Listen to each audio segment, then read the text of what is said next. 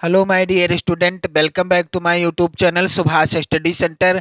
तो जितने भी मेरे प्यारे बच्चे कक्षा 10 के विद्यार्थी हैं और 22 फरवरी को बोर्ड परीक्षा देने वाले हैं, जी हाँ, जितने भी मेरे प्यारे बच्चे 22 फरवरी 2024 को हिंदी विषय का पेपर देने जाने वाले हैं, आप सभी को मैं बताने वाला हूँ इस वीडियो में कि आप 22 फरवरी को कॉपी कैसे लिखोगे।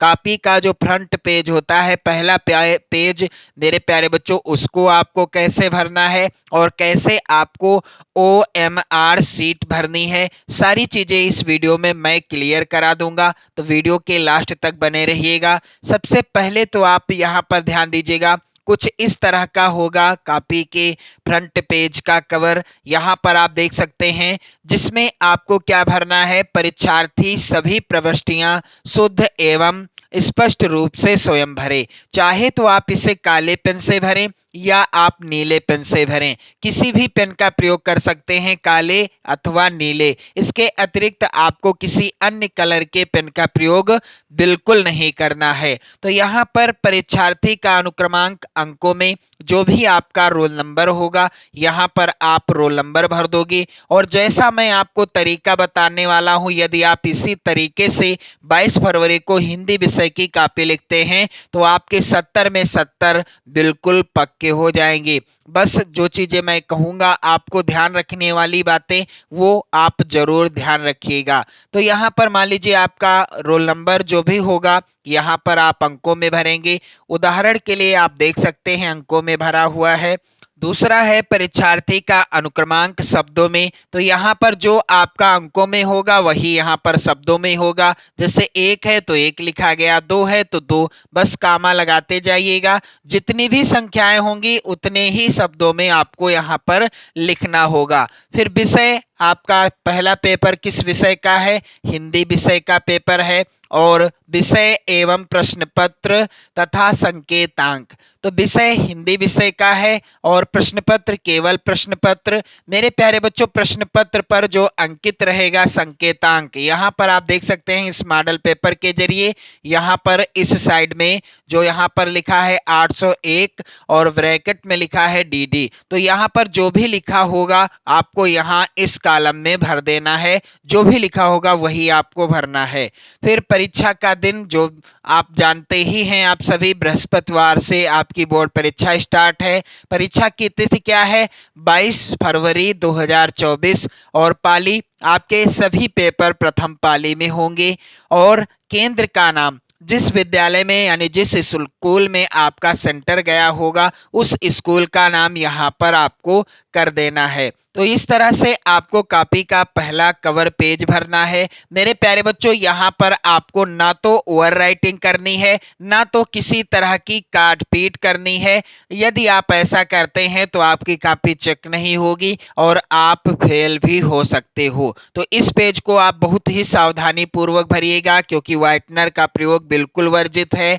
बिल्कुल आप आराम से भरिएगा, हड़बड़ाहट में कोई भी चीज मत भरिएगा। जो आप नहीं जान पाएंगे, आप वहां देखेंगे जो शिक्षक ड्यूटी पर मौजूद होंगे उनसे आप जानकारी ले लीजिएगा। हड़बड़ाहट में, जल्दबाजी में किसी भी तरह की चीज आपको नहीं करनी है। कोई भी कॉलम नहीं भरना है जब तक आपको क्लियर ना हो जाए कि इस कॉलम में क्या भरना है। तो मेरे प्यारे बच्चों, इस तरह से आपको कॉपी के पहले पृष्ठ कवर को भर देना है।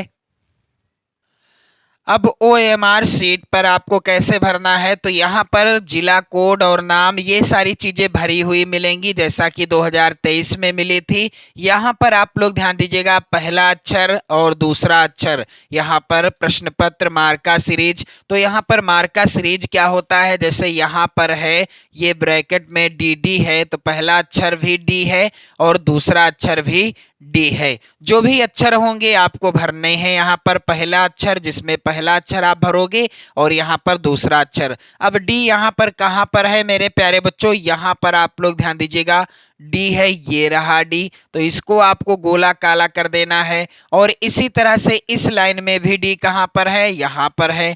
तो डी वाले ऑप्शन को यानी गोले को आपको अच्छे से काला कर देना है। इसके बाद आप यहाँ पर देखेंगे परीक्षार्थी के हस्ताक्षर। तो यहाँ पर आपको अपने हस्ताक्षर कर देने हैं, जैसा भी आप करते हैं हिंदी में या अंग्रेजी में। यहाँ पर कक्ष निरीक्षक अपने हस्ताक्षर करेंगे। यहाँ पर केंद्र व्यवस्थापक की मोहर लगी हुई आपको देखने को मिलेगी। और यहाँ से मेरे प्यारे बच्चों, यहाँ से प्रश्नों का उत्तर भरना है। कैसे आपको प्रश्नों का उत्तर भरना है, यहाँ पर आप लोग इस मॉडल पेपर के जरिए देख सकते हो मेरे प्यारे बच्चों।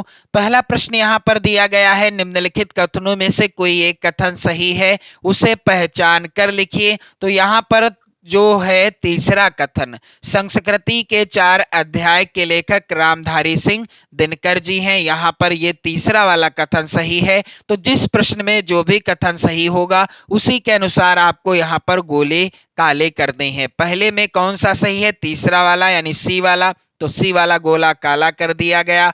अब आप नीचे बढ़ोगे ओएमआर में, तो यहाँ पर भी आपको क्या करना है, पहले में जो आपने भरा है आप यहाँ पर लिख देंगे। सी वाला भरा है, सी लिख देंगे। बी वाला ऑप्शन भरा है तो बी लिख देंगे। और इसी तरह से कुल 20 प्रश्नों का यहाँ पर आंसर आप दर्शा देंगे। यहाँ पर भी आपको अपने सिग्नेचर कर देने हैं, जैसा कि आप यहाँ पर करेंगे वैसे ही। और बाकी सारी चीजें यहाँ पर भी आपको देखने को मिलेंगी। पहला अक्षर डी है, दूसरा अक्षर भी डी है। सारी चीजें यहाँ पर भी आपको भर लेनी है। और ध्यान रहे, किसी भी तरह की ओवर राइटिंग या किसी भी तरह का काटपीट, व्हाइटनर आदि का प्रयोग बिल्कुल वर्जित है। यदि ओएमआर शीट में आप ऐसा करते हैं तो आप पक्का फेल हो सकते हैं। मेरे प्यारे बच्चों, यहाँ पर आप लोग ध्यान दीजिएगा। चलिए मेरे प्यारे बच्चों, इस मॉडल पेपर के सभी प्रश्नों को सॉल्व करके मैं आपको बता देता हूं। कलम का सिपाही की रचना किसने की, तो कलम का सिपाही अमृत राय जी की रचना है और यह जीवनी विधा पर आधारित रचना है।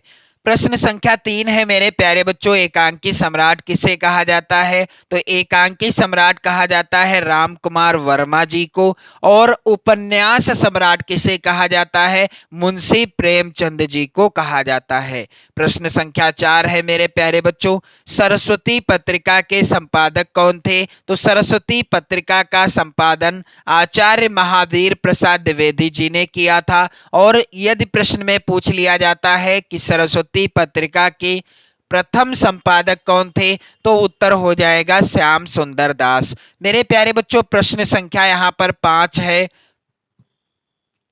लहरों के राजहंस के लेखक कौन है, तो लहरों के राजहंस मोहन राकेश जी की रचना है। प्रश्न संख्या 6 है, यहाँ पर तार सप्तक के संपादक कौन है, तो तार सप्तक के संपादक हैं सच्चिदानंद हीरानंद वात्स्यायन अज्ञे जी। इन्होंने 1943 ईस्वी में तार सप्तक का संपादन किया था।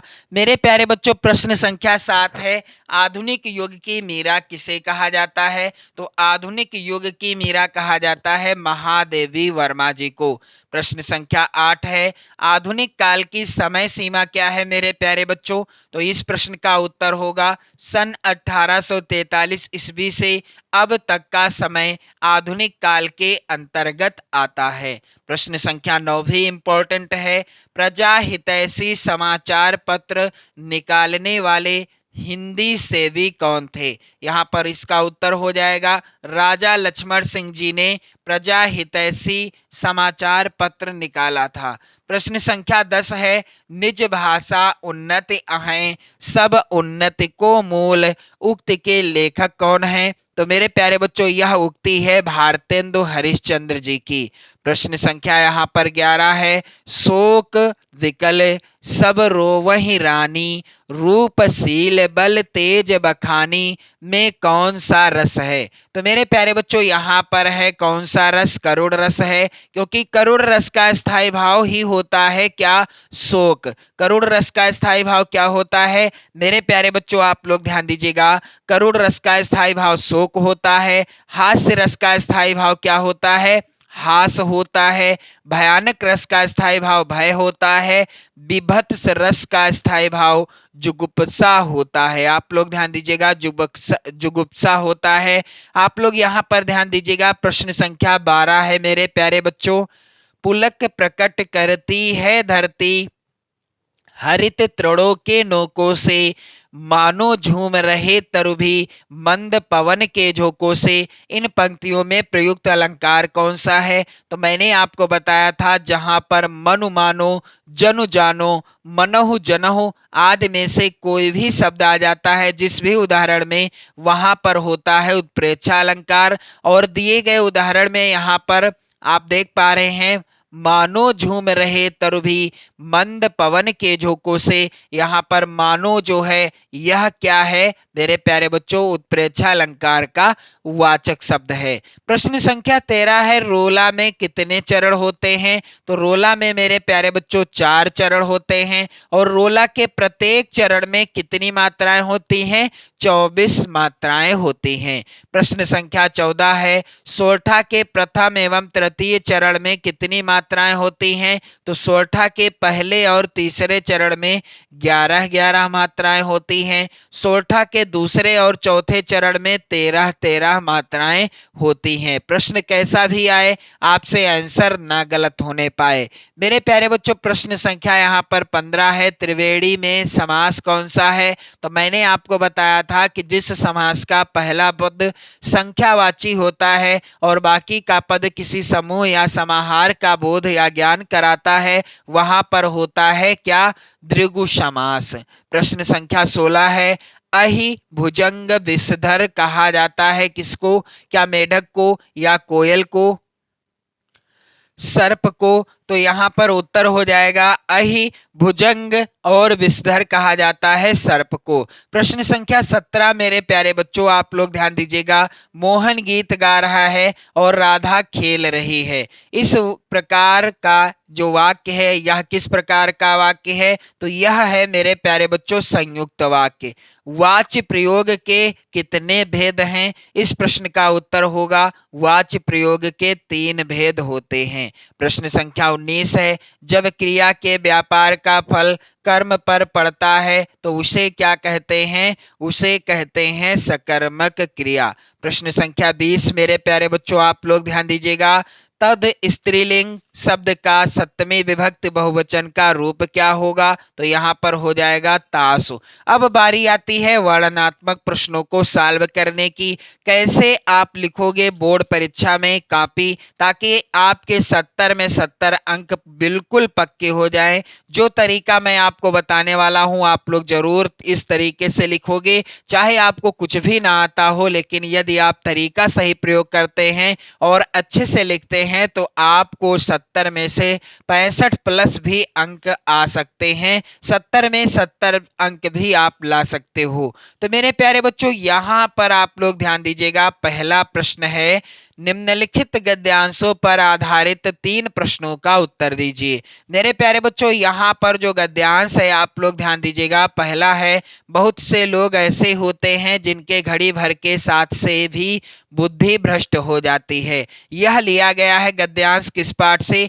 मित्रता शीर्षक पाठ से लिया गया है। और इस गद्यांश यानी इस पाठ के लेखक कौन है? आचार्य रामचंद्र शुक्ल जी। आचार्य रामचंद्र शुक्ल जी हैं मेरे प्यारे बच्चों, मित्रता नामक पाठ के लेखक। अथवा में यहाँ पर जो है आप देख रहे हैं दूसरा गद्यांश, ईर्ष्या का यही अनोखा वरदान है, जिस मनुष्य के हृदय में ईर्ष्या घर बना लेती है वह उन चीजों से आनंद नहीं उठाता जो उसके पास मौजूद हैं। मेरे प्यारे बच्चों, यहाँ पर मैं आपको इस गद्यांश को सॉल्व करके बताऊंगा। और मैं आपसे बताना चाहता हूं कि यदि आप पहले वाले गद्यांश को कर रहे हैं तो प्रश्नोत्तर संख्या 1 डालेंगे, अथवा वाले को कर रहे हैं तो इस तरह से आपको डालना होगा। फिर संकेत आप हेडिंग जरूर डाल दीजिएगा और उस गद्यांश के शुरुआत के और अंतिम के शब्दों को लिख लेना। जैसा कि यहाँ पर है, ईर्ष्या का यही अनोखा वरदान है।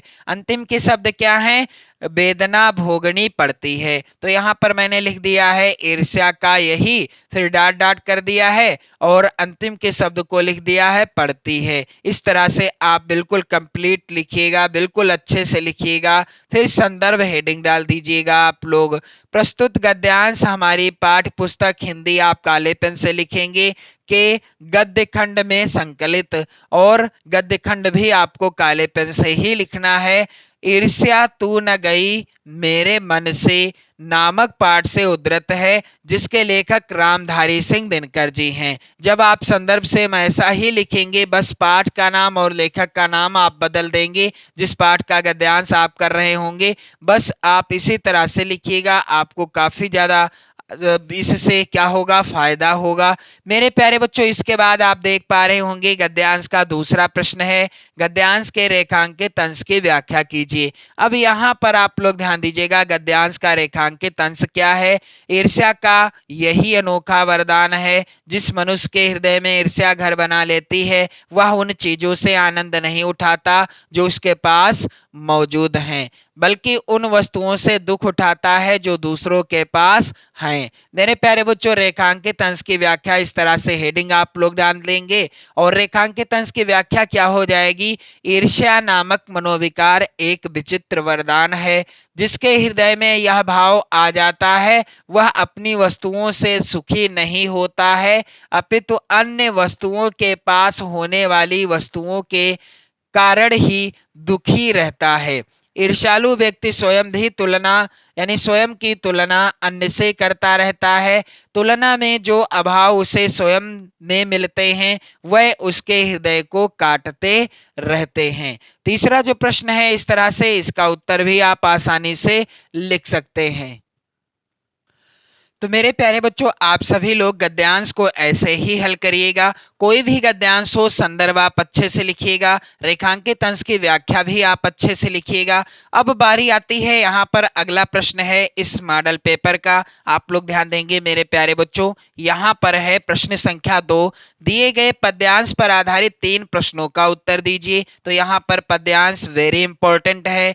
निर्गुण कौन देश को वासी, यहाँ पर आप लोग ध्यान दीजिएगा, मैं आपको बताऊंगा इसी पद्यांश को सॉल्व करके। मधुकर कहीं समुझाई सौह दे बूझत साँच न हासी। दूसरा जो यहाँ पर पद्यांश है, निर्भय स्वागत करो मृत्यु का, मृत्यु है एक विश्राम स्थल। तो चाहे आप इसको सॉल्व करें, यानी जो पहला पद्यांश आएगा चाहे उसको सॉल्व करें या अथवा वाले का करें, प्रश्नोत्तर संख्या आप जरूर डाल दीजिएगा। सबसे जरूरी बात मेरे प्यारे बच्चों, यहाँ पर आप लोग ध्यान दीजिएगा, जैसे मैं आपको पहले वाले को सॉल्व करके बता रहा हूं, तो प्रश्नोत्तर संख्या 2 का मैंने डाल दिया है। और जहां से आप कॉपी लिखेंगे बोर्ड परीक्षा में, वहां पर आपको खंड बा जरूर डाल देना है। वर्णनात्मक प्रश्न भी हेडिंग आप डाल दीजिएगा जब आप कॉपी पर लिखेंगे। ओएमआर में कुछ नहीं डालना है, यानी खंड बा या का या खा इस तरह सा कुछ भी नहीं लिखना, बस बोर्ड की कॉपी पर आप जरूर लिख दीजिएगा। फिर संकेत आप हेडिंग डाल देते हैं, अच्छी बात है, नहीं डालते हैं तब भी कोई बात नहीं, लेकिन जिस पद्यांश को आप सॉल्व कर रहे हैं, हल कर रहे हैं, उसके शुरुआत के शब्दों को और अंतिम के शब्दों को जरूर लिख लेना। जैसे शुरुआत के शब्द क्या हैं, निर्गुण कौन देश, और अंतिम के शब्द मेरे प्यारे बच्चों यहाँ पर क्या है, सब सूर सबय मत नासी। तो यहाँ पर मैंने लिख दिया है मत नासी। बिल्कुल सेम इसी तरह से आप भी लिखेंगे और आपके बिल्कुल 70 में 70 पक्का हो जाएंगे। यहाँ पर आप लोग ध्यान देंगे मेरे प्यारे बच्चों। फिर संदर्भ हेडिंग डाल दी जाती है। प्रस्तुत पद्यांश हमारी पाठ्य पुस्तक हिंदी काले पेन से लिखना है, के काव्य खंड भी आप काले पेन से लिखिएगा। में संकलित किस पाठ से है पद्यांश, पद शीर्षक पाठ से उद्धृत है या अवतरित है, जिसके रचनाकार कौन है, सूरदास जी हैं। तो संदर्भ के अंतर्गत जो भी काले पेन से लिखा है, आप ये सब चीज काले पेन से लिखेंगे, और किसी भी पाठ का पद्यांश हो आप पाठ का नाम बदल देंगे और रचनाकार का नाम बदल देंगे, बस। फिर इसके बाद मेरे प्यारे बच्चों, रेखांकित अंश की व्याख्या। तो रेखांकित अंश यहाँ पर दिया गया है, निर्गुण कौन देश को वासी, मधुकर कही समुझाई सौह दे बूझत साँच न हासी। यहाँ पर व्याख्या क्या होगी मेरे प्यारे बच्चों, गोपियां उद्धव जी से कहती हैं कि हे उद्धव जी, हम आपको सौगंध देकर पूछती हैं, हंसी नहीं करती, आप हमें यह समझाकर बतला दीजिए कि आप जिस निर्गुण ब्रह्मा की चर्चा कर रहे हैं वह किस देश में के रहने वाले हैं। ये हो गई इसकी व्याख्या। अब तीसरा जो प्रश्न है यहाँ पर आप देख रहे हैं, इन पंक्तियों में गोपिकाएं किससे प्रार्थना कर रही हैं, तो यहाँ पर आप लोग ध्यान दीजिएगा, इन पंक्तियों में गोपिकाएं उद्धव जी से प्रार्थना कर रही हैं। यहाँ पर आप लोग ध्यान देंगे, दूसरा जो पद्यांश है, निर्भय स्वागत करो मृत्यु का, मृत्यु है एक विश्राम स्थल। मेरे प्यारे बच्चों, यह है पद्यांश स्वदेश प्रेम। स्वदेश प्रेम शीर्षक पाठ से।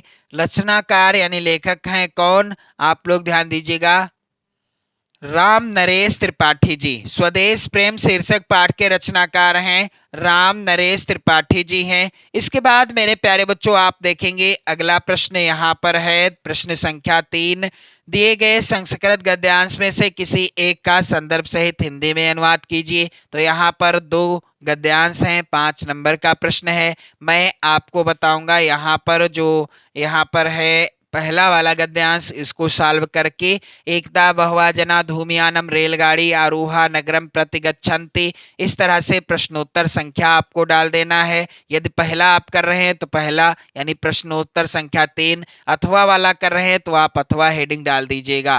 फिर संकेत के रूप में गद्यांश के शुरुआत के शब्दों को लिख लेना और गद्यांश के अंतिम के शब्दों को जरूर लिख लेना। यहाँ पर आप लोग ध्यान दीजिएगा, अंतिम के शब्द हैं चा अस्ति। फिर संदर्भ हेडिंग डाल दी जाएगी काले पेन से। मेरे प्यारे बच्चों, प्रस्तुत संस्कृत गद्यांश हमारी पाठ्य पुस्तक हिंदी आप काले पेन से लिखिएगा के संस्कृत खंड में संकलित प्रबुद्धो ग्रामीणः शीर्षक पाठ से उद्धृत है।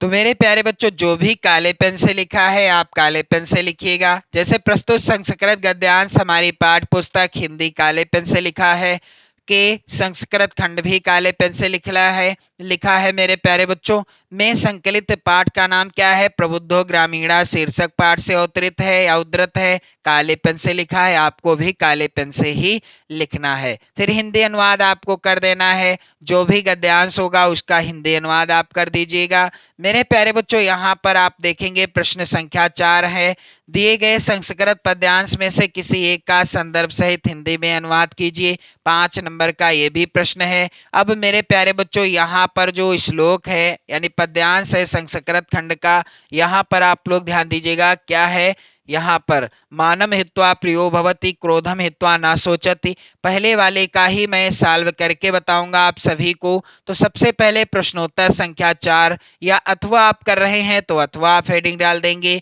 संकेत के रूप में जिस भी श्लोक या पद्यांश को हल कर रहे हैं उसके शुरुआत के शब्दों को काले पेन से लिखिएगा, जैसा कि मैंने लिखा है मानम हित्वा प्रियो भवति, और दूसरा यहाँ पर अंतिम का शब्द क्या है, सुखी भवेत, तो यहाँ पर लिख दिया है। फिर संदर्भ हेडिंग आप इस तरह से डाल देंगे।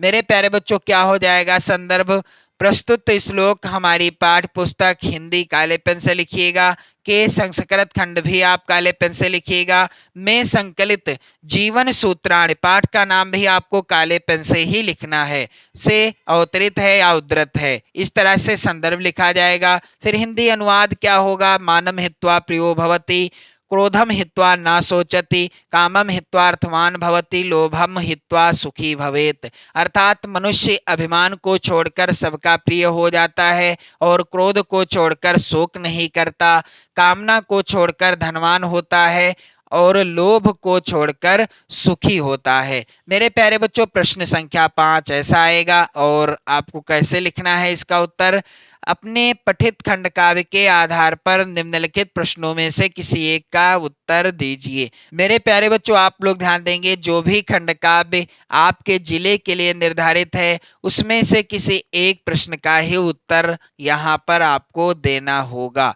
मेरे प्यारे बच्चों, यहाँ पर आप लोग ध्यान देंगे, प्रश्न संख्या 6 का है, दिए गए लेखकों में से किसी एक लेखक का जीवन परिचय लिखते हुए उनकी प्रमुख रचना का उल्लेख कीजिए। मेरे प्यारे बच्चों, यहाँ पर प्रश्नोत्तर संख्या 6 का इस तरह से हेडिंग पड़ेगी। फिर जिस भी लेखक का जीवन परिचय आप लिखना चाहते हैं, यहाँ पर जिस भी नंबर पर होगा, जैसे जयशंकर प्रसाद का मैं आपको बताने वाला हूँ, तो जयशंकर प्रसाद मैंने हेडिंग डाल दी है और जीवन परिचय भी हेडिंग डाल दी है काले पेन से। अब जीवन परिचय क्या होगा?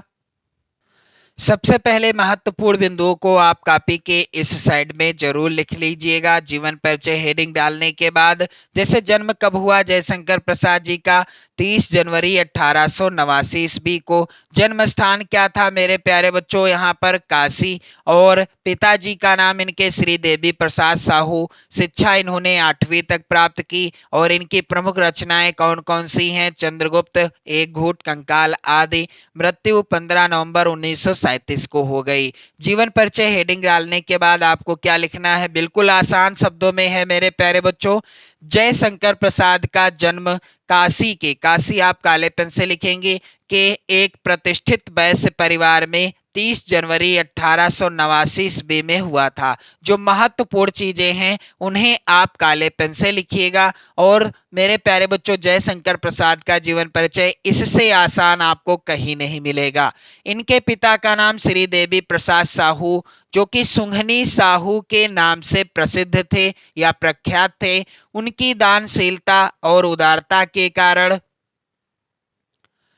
उनके यहाँ क्या हुआ करता था? विद्वानों और कलाकारों का बराबर समादर हुआ करता था। इनकी शिक्षा का प्रारंभ घर पर ही हुआ। किसकी शिक्षा का? जयशंकर प्रसाद जी की शिक्षा का प्रारंभ घर पर ही हुआ। संस्कृत, फारसी, उर्दू और हिंदी की शिक्षा इन्होंने घर पर ही स्वाध्याय से प्राप्त कर ली। कुछ समय के लिए स्थानीय क्वींस कॉलेज में नाम लिखवाया गया, किंतु वहां 8वीं कक्षा से ऊपर नहीं पढ़ सके। यानी 12 वर्ष की अल्पायु में इनके पिता का देहांत हो गया। इनका अधिकांश जीवन काशी में बीता। तो मेरे प्यारे बच्चों, यहाँ पर आप लोग ध्यान दीजिएगा, जो महत्वपूर्ण बिंदु हैं, यदि आप जीवन परिचय लिखते हैं जयशंकर प्रसाद जी का, तो इन सारे बिंदुओं को काले पेन से लिखिएगा। इनकी प्रमुख रचना का नाम आंसू है। अब इसके बाद मेरे प्यारे बच्चों, आप देख रहे हैं प्रश्न संख्या 6 खा है। यहाँ पर आप लोग ध्यान दीजिएगा कि दिए गए कवियों में से किसी एक कवि का जीवन परिचय देते हुए उनकी एक प्रमुख रचना का उल्लेख कीजिए। 5 नंबर का ये भी प्रश्न आया हुआ है। तो प्रश्नोत्तर संख्या 6 का हेडिंग डाल दीजिएगा आप लोग। फिर जिस भी जीवन परिचय यानी कवि का परिचय लिखना चाहते हैं उनका नाम, जैसे कि दूसरे नंबर पर महादेवी वर्मा जी हैं, इनका नाम लिख दिया गया। अब इसके बाद मेरे प्यारे बच्चों, यहाँ पर आप लोग ध्यान दीजिएगा, जीवन परिचय आप हेडिंग डाल देंगे और इधर महत्वपूर्ण बिंदुओं को जरूर लिख दीजिएगा। जैसे कि मेरे प्यारे बच्चों, यहाँ पर आप लोग देख पा रहे होंगे जन्म कब हुआ महादेवी वर्मा जी का? 1907 ईस्वी में। जन्म स्थान फर्रुखाबाद, जो कि उत्तर प्रदेश में है। इनके पिता का नाम श्री गोविंद प्रसाद वर्मा। इनकी माता का नाम हेमरानी। और कृतियां इनकी यानी रचनाएं निहार रश्मि। मृत्यु कब हो गई इनकी? सन 1987 ईस्वी में। मेरे प्यारे बच्चों, जीवन परिचय आपको लिखना कैसे है, यहाँ पर आप लोग ध्यान देंगे। आधुनिक युग की मीरा, वेदना की साकार मूर्ति सुश्री महादेवी वर्मा जी का जन्म सन 1907 में फर्रुखाबाद नगर में होली के दिन हुआ था। जो महत्वपूर्ण बिंदु हैं आप देख पा रहे होंगे, काले पेन से लिखा है। यदि आप महादेवी वर्मा जी का जीवन परिचय लिखते हैं बोर्ड परीक्षा में, तो आप सेम इसी तरह से लिखिएगा। 70 में 70 अंक, 5 में 5 नंबर आपको पूरे पूरे मिलेंगे। मेरे प्यारे बच्चों, आगे आपको लिखना है, इनके पिता श्री गोविंद प्रसाद वर्मा एक अच्छे विद्वान थे। इनकी माता हेमरानी भी अच्छी विदुषी थी।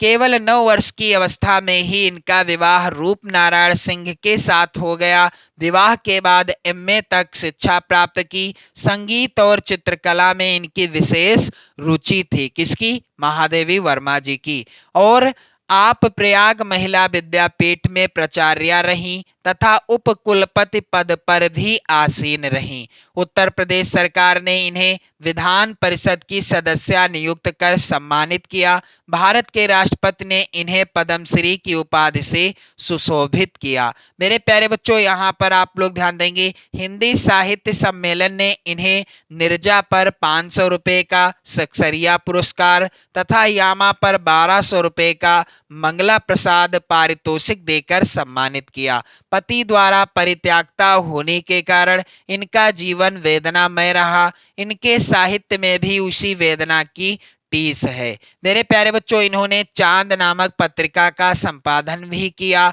इन्हें ज्ञानपीठ पुरस्कार से भी सम्मानित किया गया। 11 सितंबर 1987 ईस्वी को महादेवी जी का स्वर्गवास हो गया। मेरे प्यारे बच्चों, आप सभी से रिक्वेस्ट है कि आप लोग वीडियो शेयर कर देना, लाइक कर देना, ताकि आपके साथ साथ आपके मित्रों को भी सही सलाह मिल सके। कैसे बोर्ड परीक्षा की कॉपी लिखने का सही तरीका कैसे आपको इस्तेमाल करना है, सारी चीजें मैं आपको बताऊंगा। तो मेरे प्यारे बच्चों, यहाँ पर आप लोग ध्यान देंगे, जो महत्वपूर्ण चीजें हैं आप सब काले पेन से लिखिएगा। इनकी प्रमुख रचना का नाम लिख देना है निहार। इसके बाद मेरे प्यारे बच्चों, अपनी पाठ्य पुस्तक में से कंठस्थ कोई एक श्लोक लिखिए जो इस प्रश्न पत्र में ना आया हो। तो यहाँ पर आप लोग ध्यान देंगे, इस मॉडल पेपर में यहाँ पर 2 श्लोक पूछे गए हैं। इन श्लोकों को आपको नहीं लिखना है। कहने का तात्पर्य है, जो श्लोक आपके पेपर में पूछे नहीं गए हैं उन्हीं को लिखना है। जैसा कि यहाँ पर आप देख पा रहे हैं, प्रश्नोत्तर संख्या 7 हेडिंग डाल दी गई, सर्वे भवन्तु सुखिनः सर्वे सन्तु निरामया सर्वे भद्राणि पश्यन्तु मा कश्चित् दुख भाग भवेत्।